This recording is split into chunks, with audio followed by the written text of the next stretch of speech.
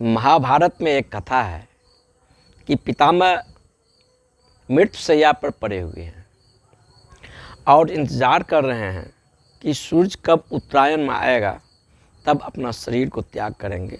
दक्षिणायन में शरीर को नहीं त्याग करेंगे, क्योंकि कृष्ण गीता में कह रहे हैं जो योगी दक्षिणायन में अपना शरीर को त्याग करते हैं, धूम को, रात्रि को, तिमिर को और अंधेरा को उपलब्ध होकर तमस की ओर गति करता है।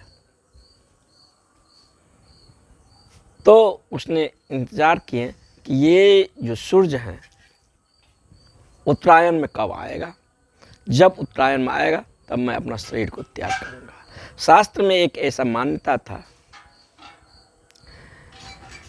कि पितामह को इच्छा मृत्यु का वरदान मिला हुआ है। अब ये इच्छा मृत्यु का वरदान किसी के द्वारा मिला हुआ है? नहीं, ऐसा बात नहीं। पितामह संकल्पवान व्यक्ति थे और जो संकल्पवान होते हैं उसका इच्छा शक्ति जो है प्रबल होता है और उसके संकल्प में ही इतनी शक्ति निहित होता है कि वह जब चाहे शरीर को त्याग करे तो त्याग कर सकता है, जब रहना चाहे तब तक वो शरीर में रह सकता है। ये उसके संकल्प पर ही निर्भर है। और यह सामान्य बात नहीं है कि एक आदमी संकल्प लेता है। भीष्म प्रतिज्ञा में ये बताया गया है कि हम आकाश, पृथ्वी और जल को, सूर्य को साक्षी रखकर मैं संकल्प करता हूँ कि आजीवन मैं ब्रह्मचारी रहूँगा। अब ये इतना बड़ा संकल्प है, इस संकल्प में सारी शक्ति जो है सुनिहित हो जाता है और इस आदमी को कोई साधना करने की जरूरी है ही नहीं। एक ओर अगर हम कृष्ण को देखते हैं बुद्धत्व के उपलब्ध हुए, तो दूसरे ओर भीष्म पितामह भी बुद्धत्व को उपलब्ध हुए, क्योंकि इतने बड़े संकल्प में सारी ऊर्जा एक बिंदु पर संग्रहित हो जाता है। ये उत्तरायण और दक्षिणायन क्या है? बाहरी तौर पर जो बताया गया है वह इंगित कर रहा है, प्रतीक कर रहा है, लेकिन वो मात्र प्रतीक भी नहीं है, उसमें कुछ अर्थ भी है। उसका जो असली अर्थ है वह आंतरिक अर्थ है।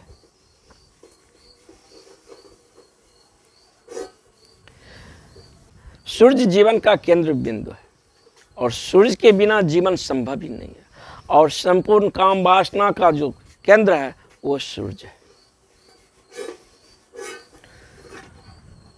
सूर्य जब कर्क रेखा से मकर रेखा में प्रवेश करता है तब उत्तरायण का समय शुरू होता है।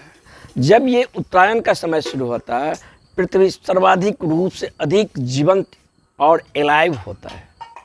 पृथ्वी में गर्भ धारण करने की क्षमता इसमें अधिक हो जाता है और जितना भी पर्व, त्योहार, देव अनुष्ठान जो कुछ भी है उसके बाद जो है मकर संक्रांति से शुरू हो जाता है। इसे देवयान मार्ग कहा गया। इन परमात्मा अब जाग गए। लेकिन सूर्य जब मकर संक्रांति से फिर कर्क रेखा में प्रवेश करता है तब ये मार्ग दक्षिणायन है। तो सूर्य 6 महीना दक्षिणायन में होते हैं और 6 महीना उत्तरायण में होते हैं। तो जो बच्चा उत्तरायण में जन्म लेगा और उत्तरायण में मृत्यु को उपलब्ध होगा, उसकी बात ही क्या कहना, वो समान बच्चा नहीं होगा। सूर्य प्रवेश करता है उत्तरायण में मकर संक्रांति को। मकर संक्रांति ये 14 या 15 का होता है और जून के बाद सूर्य पुनः जो है दक्षिणायन में प्रवेश कर जाता है। उस समय जो है पूजा पाठ, प्रार्थना, अब पृथ्वी की रिसेप्टिविटी पावर कहें, ग्राहक तक की क्षमता कहें, जीवंतता, एलाइवनेस उतना नहीं होता है जो उत्तरायण में होता है। और शास्त्र ऐसा कहता है कि जो योगी उत्तरायण में अपना शरीर त्याग करता है वो मोक्ष को गति करता है और दक्षिणायन में जो योगी अपना शरीर को परित्याग करता है वह चंद्रमा को, ज्योति को उपलब्ध करके स्वर्ग में अपने पुण्य के अनुसार बहुत समय तक जो है रहता है। जब उसका पुण्य छीन हो जाता है पुनः पृथ्वी पर आते हैं। ये है क्या उत्तरायण और दक्षिणायन? ये उत्तरायण और दक्षिणायन बाहरी के अपेक्षा भीतर अधिक सत्य है। अगर हम जीवन के मूलभूत जो बिंदु है वो केंद्र है, और काम वासना को हम सूर्य मान लें, क्योंकि काम वासना का जो केंद्र है एक बहुत बारीक केंद्र है प्रकाश का, लेकिन वो है तो हमारे भीतर वो सूर्य, वो अग्नि। वो ठीक अगर हम मान लें कि वो कर्क रेखा अगर हम मूलाधार चक्र को मान लें तो वहाँ पर वह स्थित है, और उस बिंदु के नीचे 6 चक्र है, उस बिंदु के ऊपर 6 चक्र है। और वो जो कर्क रेखा है मूलाधार पर काम वासना का केंद्र, वो ठीक मीड में है। अब ये काम वासना का केंद्र दक्षिणायन है, अगर नीचे की ओर बह रहा है तो दक्षिणायन में है, अगर ये काम वासना के केंद्र ऊपर की ओर बह रहा है तो हम उत्तरायण में। लेकिन समानता अगर हम देखें कि ये काम वासना को जो गति है 3 प्रकार की गति है। पहला ये जो काम वासना का गति है, स्त्री के जो काम वासना है वो पुरुष की ओर बह रहा है, और पुरुष के जो काम वासना है वह स्त्री की ओर बह रहा है। यह इसका पहला गति है, क्योंकि पुरुष भी अधूरा है, स्त्री भी अधूरा है। जब किसी पुरुष या स्त्री को निर्माण होता है तो अकेले किसी पुरुष के द्वारा किसी पुरुष का निर्माण नहीं होता, न अकेले किसी स्त्री के द्वारा किसी स्त्री और पुरुष का निर्माण होता है। स्त्री पुरुष जब दोनों एक आलिंगन में मिलते हैं तो दोनों के शरीर से जो बीज निकलते हैं, उन दोनों को संयोग से पुरुष का शरीर या स्त्री के शरीर का निर्माण होता है। तो पुरुष भी अधूरा है, स्त्री भी अधूरा है।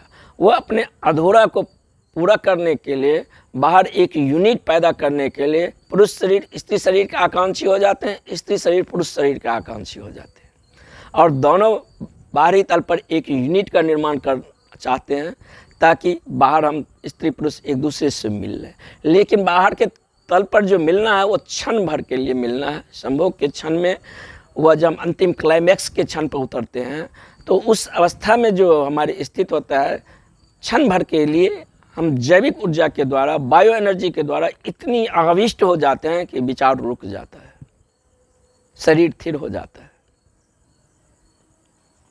और ऊर्जा का स्खलन हो जाता है। वह एक क्षण के लिए मिलन होता है, फिर बाहर फेंक दिए जाते हैं। शरीर के तल पर मिलन हो भी नहीं सकता, मन के भी तल पर नहीं हो सकता, न भावना के तल पर हो सकता। ये जो मिलन के आकांक्षा है, ये मिलन की आकांक्षा हम बाहर दौड़ रहे हैं या भीतर,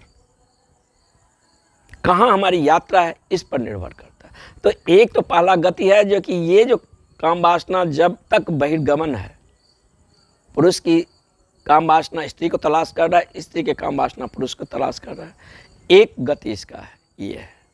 लेकिन अगर कोई आदमी योग से, हठ योग के प्रणाली द्वारा, यम नियम आसन प्राणायाम के द्वारा ये काम वासना को, बाहर के गति को रोक दे और मूलाधार चक्र पर ही इसको केंद्रित होने के लिए मजबूर सा कर दे,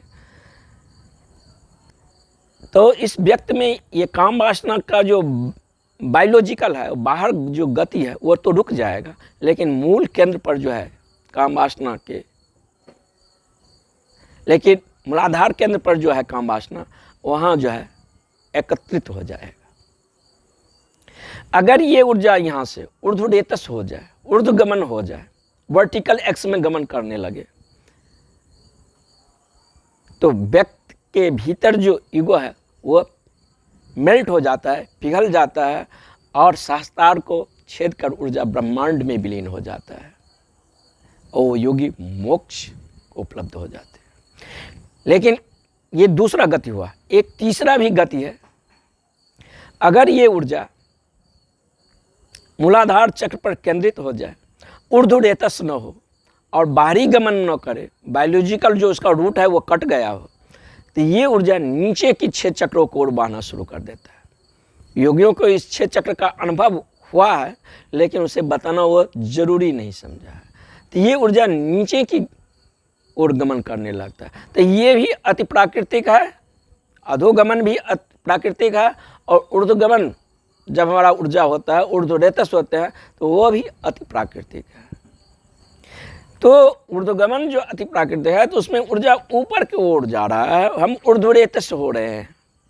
नीचे की ओर जो अति प्राकृतिक है, ऊर्जा बिलो काम वासना के नीचे की ओर जा रहे हैं, और हम अधिक तमस में उतर रहे हैं, अधिक मूर्छा और अंधेरे में उतर रहे हैं। ये नीचे के बिंदु पर जितना स्पर्श करेगा, नीचे की ओर जितना गतिमान होगा, उतना ईगो महसूस होगा। अंतर क्या होगा दोनों में? तो यहाँ ईगो ठोस हो जाएगा, और जब ये ऊर्जा ऊपर की ओर बहना शुरू हो जाएगा तो वहाँ ईगो मेल्ट होना शुरू हो जाएगा, और बाकी तो पाएंगे कि मैं का अस्तित्व तो है ही नहीं, ब्रह्म का ही अस्तित्व है। तो ये ऊर्जा का 3 रुख हुआ है। जब कोई योगी, पूरा जो हठ प्रणाली है वो संकल्प की शक्ति पर आधारित होते हैं। अब कोई आदमी जो है सो 5 घंटा बर्फ की टीला पर बैठ सकता है, कोई आदमी जो है 10 वर्ष एक ही टांग पर खड़ा होगा। मैं सोशल मीडिया में एक व्यक्ति का चित्र देखा कि 10 साल से वह व्यक्ति खड़ा है, उसका नाम ही खड़ेश्वरी बाबा पर गया है। उसका टांग जो है सो हाथी के टांग के समान मोटा हो गया, पूरा ब्लड की संरचना टांग में बहना शुरू हो गया है। काम वासना का जो मसल्स था वह खो गया है, टांग उसका विकृत हो गया है। यह आदमी तो निश्चित संकल्पवान है, क्योंकि हम 5 घंटा अगर खड़े होने के निश्चय करेंगे तो असंभव है। आधा घंटा बैठने के निर्णय करते हैं तो यहाँ खुजलाना शुरू होता है, वहाँ खुजलाना शुरू होता है। लेकिन यह आदमी 10 वर्ष से खड़ा है, बैठ ही नहीं रहा है, तो ये व्यक्ति में तो संकल्प तो है। तो अग्नि क्या बन गया है? संकल्प बन गया है। ऊर्जा जो है संकल्प शक्ति बन गया है। तो संकल्प तो बन गया है। बायोलॉजिकल जो रूट है इस व्यक्ति का, इस व्यक्ति में तो इतनी क्षमता है जो कि बायोलॉजिकल रूट को समाप्त कर दिया है। बायोलॉजिकल रूट जब समाप्त हो जाएगा, ऊर्जा दूसरे को और गति करना जब बंद हो जाएगा, तो उस आदमी में भी एक प्रकार का सुख शांति का बोध होगा, क्योंकि अब दूसरा वहाँ कुछ नहीं है, विचार ठहर जाएगा। लेकिन यहाँ विचार का ठहरना ऐसा हुआ, उसके आंख में अगर हम झांकेंगे कि बनारस के गलियों में हम देखते हैं कि कोई आदमी कांटों के सैया पर सोया हुआ है, 10 साल से कोई खड़ा हुआ है, कोई आदमी बर्फ के टीला पर बैठा हुआ है। ये हठ योगी है। ये संकल्प से ऊर्जा का गति को तो रोक लिया है, बायोलॉजिकल उसका जो मार्ग था उसके तो रोक दिया है, लेकिन ऊर्ध्वरेतस नहीं किया। तो ऊर्जा का विकल्प है, या वो ऊर्जा बाहर बहेगा या भीतर बहेगा, या ऊपर बहेगा या नीचा बहेगा। तो बाहर तो उसका रूट हम बंद कर दिए, अब इसका विकल्प रह गया या नीचे बहे या ऊपर बहे। तो ऊपर तो ये ऊर्जा को गति किया ही नहीं है, अब ये ऊर्जा नीचे की ओर बहना शुरू हो जाएगा। तो नीचे की ओर जब ये ऊर्जा बहना शुरू करेगा, इस व्यक्ति में एक क्रिस्टलाइजेशन का, एक व्यक्तित्व का निर्माण करेगा। ये व्यक्ति तो संकल्प तो हो ही जाएगा, क्योंकि कोई भी वासना को, जिसमें काम वासना सबसे प्रमुख वासना है, इसकी पकड़ हमारे ही पास इसलिए है कि हमारे पास संकल्प नहीं है। अगर हमारे पास प्रगाढ़ संकल्प की क्षमता हो तो ये काम वासना का जो हमारे व्यक्तित्व में पकड़ है वो पकड़ छूट जाएगा, बायोलॉजिकल रूट इसका कट जाएगा। क्योंकि हम जितना संकल्पवान होते हैं उतना हम आत्मवान हो जाते हैं, उतना हम चैतन्य होते चले जाते हैं। तो ये व्यक्ति तो एक संकल्प का एक खास यूनिट तो पैदा किया है कि 10 साल से ये खड़ा है या 5 साल से कांटों की सैया पर लेटा है, कि चारों ओर अग्नि की ध्वनि रमा लिया, उसके बीच में ये बैठा हुआ है। तो ये इसके मन में भी विचार रुक जाएगा, लेकिन इसका विचार रुकना जड़ता का प्रतीक होगा। विचार की क्षमता भी रुक गया। ऊर्ध्वरेतस जो आदमी होता है उसका भी विचार रुक जाता है, लेकिन विचार की क्षमता उसको नहीं रुकता है। वो जब मन को आज्ञा देता है विचार के प्रवाह शुरू हो जाता है, और जब मन को आज्ञा देता है विचार के प्रवाह बंद हो जाता है।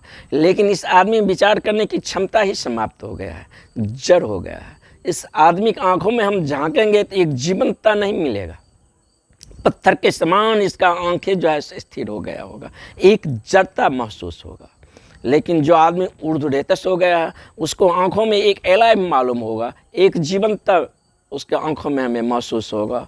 उसके आंखों में झांकेंगे तो झील से उसके आंखें महसूस होगा, एक गहराई होगा। लेकिन इसके आंखों में वह गहराई नहीं होगा, तमस होगा इसके व्यक्तित्व में। लेकिन ये व्यक्ति सामान्य तो नहीं रहा है। एक सुख में ये भी है कि विचार वहाँ नहीं है। जो दक्षिणायन के योगी है, जिसका ऊर्जा काम वासना से नीचे की चक्र को ओर बह रहा है, एक अर्थ में तो ये योगी जो है सो सुख में है। उस सुख को समान संसारी आदमी, जिसका ऊर्जा बायोलॉजिकल रूप से एक दूसरे में गति कर रहा है, उस सुख को ये उपलब्ध नहीं हो सकता। लेकिन जिसका ऊर्जा काम वासना से भी लो नीचे गति करता है, यह आदमी उस आनंद को कभी उपलब्ध नहीं होगा जो योगी या जिसका ऊर्जा ऊर्ध्वरेतस हो गया है, उस आनंद को उपलब्ध नहीं होगा। तो हम पहले ये समझ लें कि सुख और दुख क्या है। कष्ट और दुख को समान आदमी एक ही बात समझता है। कष्ट और दुख एक नहीं है। कष्ट का मतलब हो गया कि जीवन का बेसिक जो बुनियादी जरूरी है, भोजन है, वस्त्र है, आवास है, ये जीवन का बेसिक फंडामेंटल है। अगर ये जीवन में पूरा नहीं हुआ तो ये कष्ट है। लेकिन दुख तब शुरू होता है जब जीवन में भोजन मिल गया, वस्त्र मिल गया, आवास मिल गया, शिक्षा मिल गया, जो बुनियादी ज़रूरतें हैं वो मिल गया, फिर भी जीवन में दुख है, पीड़ा है, संताप है, मन बेचैन है। अब तो कोई समझ में ही नहीं चाहता है। जो सुंदर घर रहने के लिए है वो आसिया मैं बना चुका हूँ। जो सुंदर से सुंदर घर चाहिए जीवन में रहने के लिए, वो आसिया ये व्यक्ति बना चुके हैं। सुंदर से सुंदर प्रेमिका इनको उपलब्ध है। जीवन के जो बुनियादी फंडामेंटल जरूरी है वो इनके जीवन में उपलब्ध है। फिर जीवन में इनको शांति नहीं है, फिर जीवन में इनको आनंद नहीं है, अहोभाव नहीं है। अब ये दुख है। दुखी आदमी ये सोचता है कि कभी न कभी ये चीज़ मिल जाएगा, ये चीज़ मिल जाएगा। साइकिल है, कार नहीं है, कार मिल जाएगा तो मैं सुखी हो जाऊंगा। तो इसमें एक आशा होता है।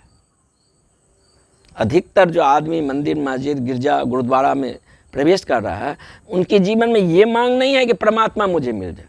अगर परमात्मा इसी क्षण मिल जाए, आप कितने समय तक परमात्मा का आलिंगन में रहेंगे? घंटे, 2 घंटे, 4 घंटे के बाद मन कहेगा हटो, बहुत दूरी हो गया।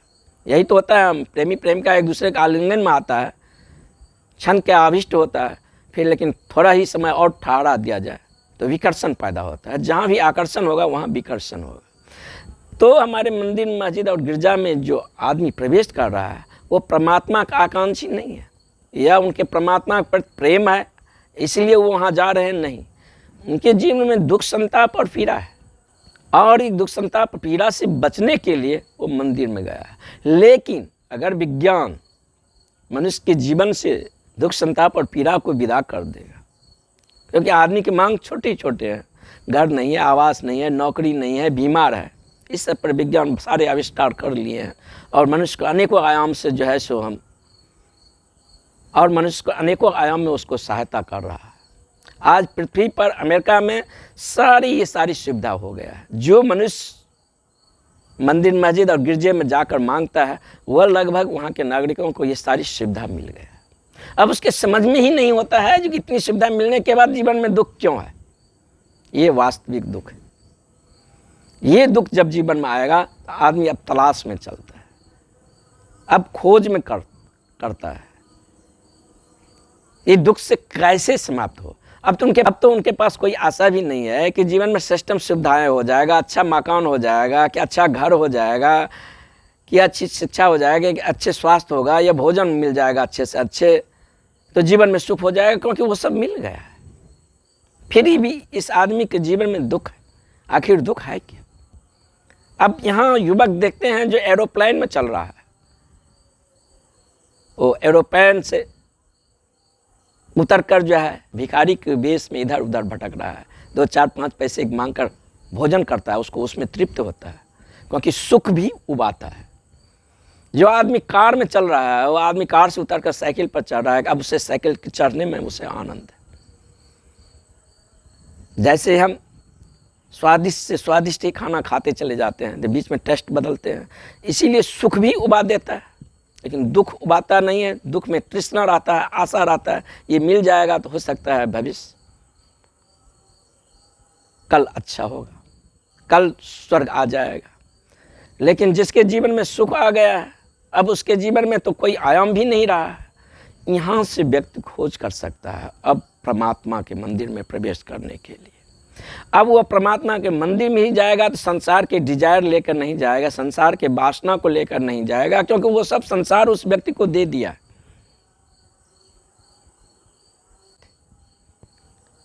बुद्ध जब संन्यास के मार्ग पर निकले तो चक्रवर्ती राजा होने की उनके सामर्थ्य था। वो राजा के ही बेटे थे, जीवन की सारी सुविधाएं उसे मिला,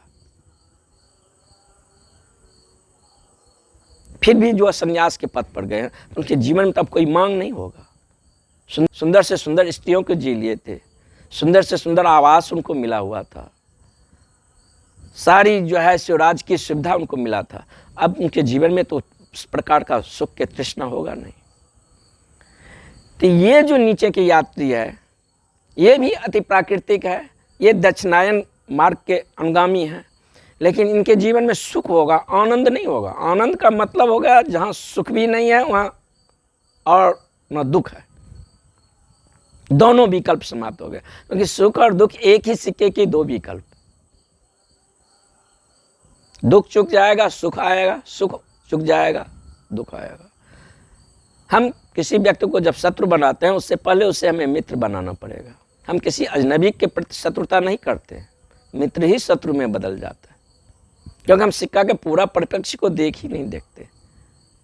जब हम किसी आदमी में देखते हैं सद्गुण को तो समझते हैं ये व्यक्ति मित्र बनने के काबिल है, लेकिन जब पहला हिस्सा चुक जाता तो दूसरा हिस्सा जो असद्गुण का था वह तो सामने आएगा ना। प्रकाश का हिस्सा चुक गया तो अंधेरा का हिस्सा तो एनकाउंटर होगा ही ना, तब वह आदमी शत्रु हो गया। तो सावधान, जब आप किसी को मित्र बना रहे हैं तो आप ये निश्चित ही सोच लें यही आदमी कल होकर हमारा दुश्मन हो जाएगा, क्योंकि हम पूरे कंसेप्ट को ही नहीं स्वीकार कर रहे हैं। तो ये जो नीचे के यात्री हैं ये दक्षिणायन के मार्ग पर है। ये योगी जब मृत्यु को उपलब्ध होते हैं तो दक्षिणायन के मार्ग को गमन करके अब वहाँ जब इसका पुण्य चुक जाता है, पुण्य तो है इस व्यक्ति में, काम वासना को ये बाहर की गति करने के लिए जो मजबूर सा कर देता था वो रोक दिया है, लेकिन ये जो अग्नि है ये ज्योति नहीं बन सका है। लेकिन ऊर्ध्वरेतस्य जो यात्री है, ऊर्ध्वगमन जो मार्गी है, वह इस अग्नि को ज्योति में बदल दिया है, और ज्योति जो है सो दिवस में बदल गया है, और दिवस जो है शुक्ल पक्ष में बदल गया है, और शुक्ल पक्ष पूर्णिमा में बदल गया है। लेकिन ये जो यात्री हैं जिनका ऊर्जा नीचे बढ़ रहा है मूलाधार से पांव की ओर 6 चक्रों में गति करता है, इनके जीवन में जो है अग्नि तो वही है, लेकिन ये अग्नि ज्योति नहीं बन पाया। ये अग्नि नीचे गमन करने से धुआं पैदा कर रहा है, क्योंकि वासना जो है सो धुआं पैदा करता है। वासना गीला है, ईंधन जब गीला होता है तो धुआं पैदा करता है। अगर ईंधन पूरा सूखा हो तो धूम रहित होता है, उसमें धुआं नहीं होता। और जितना ये यात्री नीचे की ओर गति करता है उतना धुआं होता चला जाता है, क्योंकि अभी इसका ईंधन सूखा नहीं। ये तो वासना को गति को बाहर से रोक दिया है, लेकिन वृत्ति का जो रस है, काम का जो रस है वह समाप्त नहीं हुआ। इसके व्यक्तित्व में एक तमस आ जाएगा, एक तिमिर आ जाएगा, एक अंधेरा आ जाएगा। विचार तो रुक जाएगा, लेकिन विचार करने की शक्ति वहाँ पैदा नहीं होगा। ये व्यक्ति निश्चित ही संकल्पवान होगा। तो यहाँ ये व्यक्ति एक काली विद्या को उपलब्ध करेगा। वो जो तंत्र में अघोर मार्ग बताया गया है या वामपंथी लोगों के बारे में चर्चा किया गया है, ये ब्लैक आर्ट काली विद्याओं को जानकार होते हैं। ये वही योगी होते हैं जिनकी ऊर्जा ऊर्ध्वरेतस न होकर उत्तरायण को न गति करके दक्षिणायन की ओर गति करता है, अधोगामी हो जाता है। ये आदमी ब्लैक आर्ट का मालिक हो जाता है, जिसे भारत में मैली विद्या कहते हैं। शक्ति तो इनके पास बहुत सारा आ गया है। ये चाहे तो दूसरे के मन पर अधिकार कर सकते हैं, ये चाहे तो किसी विचार को बिना किसी माध्यम को दूसरे तक भेज सकते हैं। इनमें बहुत प्रकार की शक्तियाँ आ गया है। वो शक्तियाँ इनकी संकल्प की शक्ति से पैदा होता है। सारा ब्लैक मैजिक जो पैदा होता है वो संकल्प शक्ति का ही है।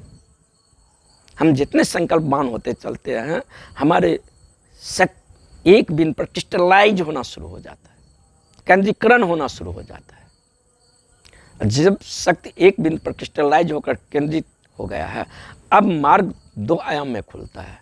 ये ऊर्जा जो हॉरिजॉन्टल एक्स में गति कर रहा था, अब ये ऊर्जा हॉरिजॉन्टल एक्स में गति नहीं करेगा। ये ऊर्जा को अपने मूल सेंटर पर लाए हैं इस अग्नि को।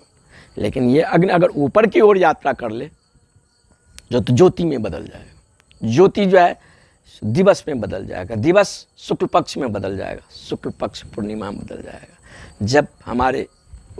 जब हमारे जीवन में उत्तरायण का पूर्णिमा होता है तो योगी परमात्मा हो गए होते हैं। अब यहाँ अहंकार शून्य हो जाता है। लेकिन यही योगी संकल्प के शक्ति से उत्तरायण न हुआ हो, दक्षिणायन की ओर गति कर रहा है, तो इनके जीवन में पुण्य तो आता ही है, लेकिन इनके जीवन में जो है धीरे धीरे तमस बढ़ता चला जाता है और परमात्मा शून्य हो जाता है और इनके जीवन में अहंकार प्रबल हो जाता है। इस मार्ग पर चलने का प्रमाण क्या है? तो हम में कितना अहंकार है। अगर परमात्मा के मार्ग पर चल रहे हैं, योग के मार्ग पर चल रहे हैं, हमारे बीच ईगो है ही, ईगो और श्रेष्ठ होता चलता है और बारीक होता चला जाता है और सूक्ष्म होता चला जाता है, पकड़ में नहीं आता है। बड़ी सावधानी चाहिए। जहर जितना न्यूनतम होता है उतना पोटेंशियल हो जाता है, उतना घातक हो जाता है। तब अगर हम इस मार्ग पर अहंकार के साथ बढ़ रहे हैं तो हम ऊपर नहीं जा रहे हैं, हम नीचे की ओर गति कर रहे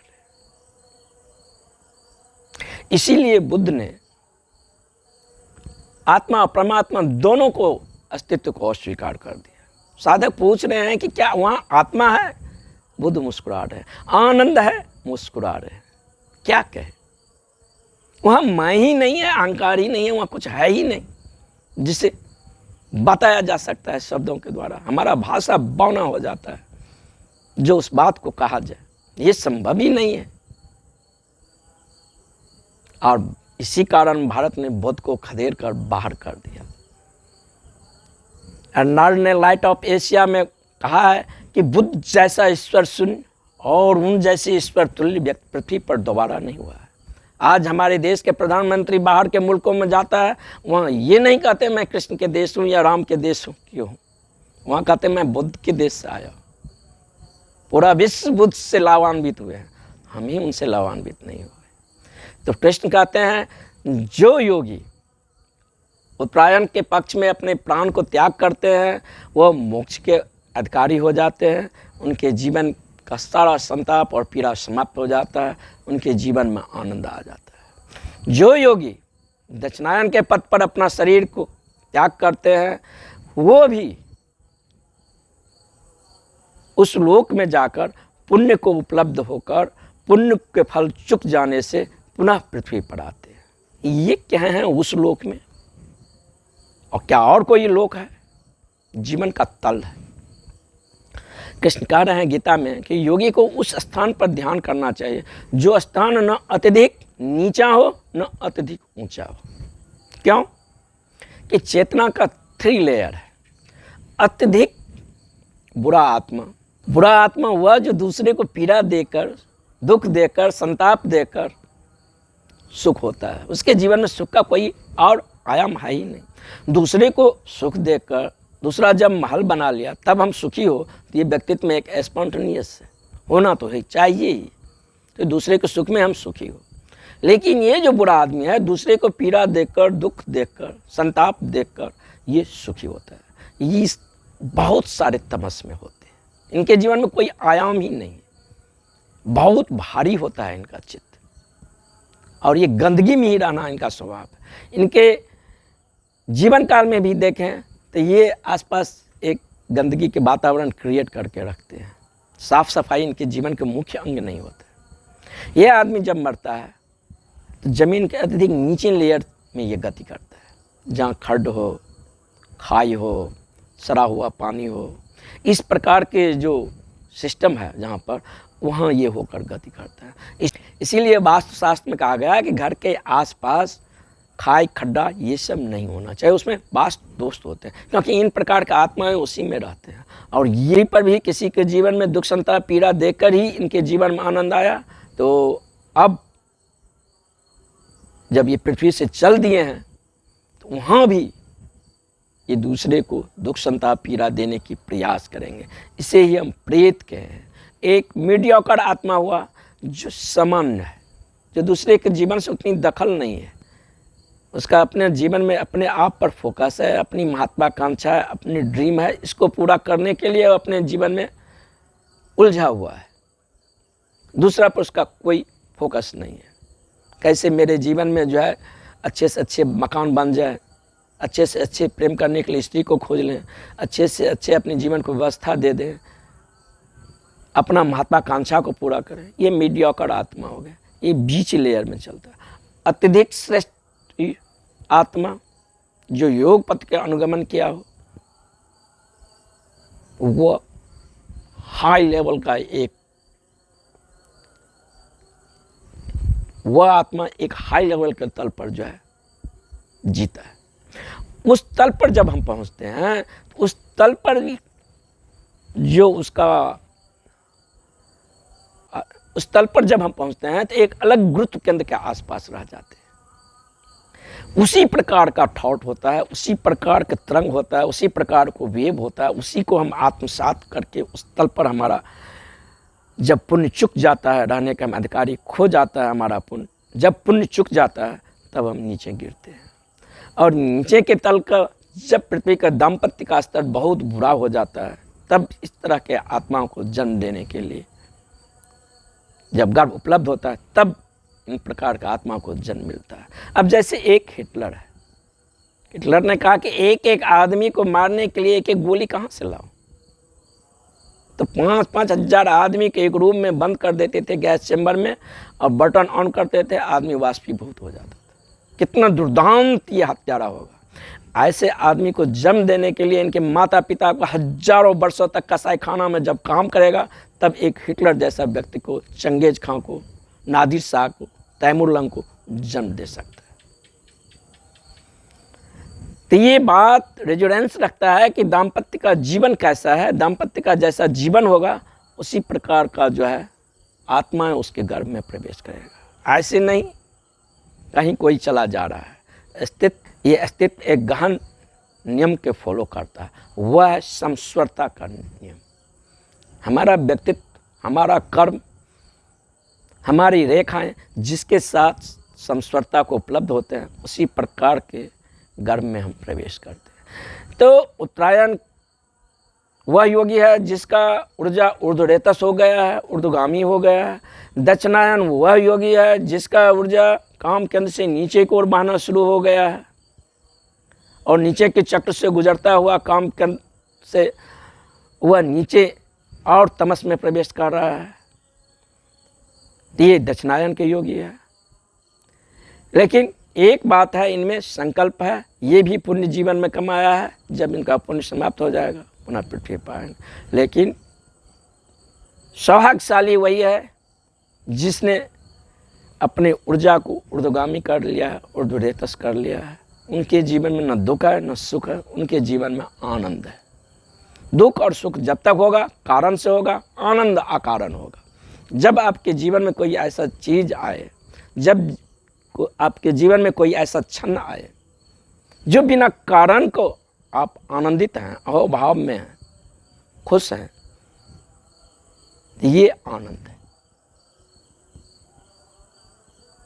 इसीलिए पितामह कहें कि सूर्य जब उत्तरायण में चला जाएगा, वो बाहरी सूर्य के बारे में नहीं बोल रहे हैं, वो भीतरी सूर्य, ये काम वासना को जो सूर्य है, वह जो अग्नि है, बाहर गति छोड़ दे, अपने मूल केंद्र पर ठहर जाए, ऊपर की ओर गति करे तो उत्तरायण, नीचे की गति करे तो दक्षिणायन।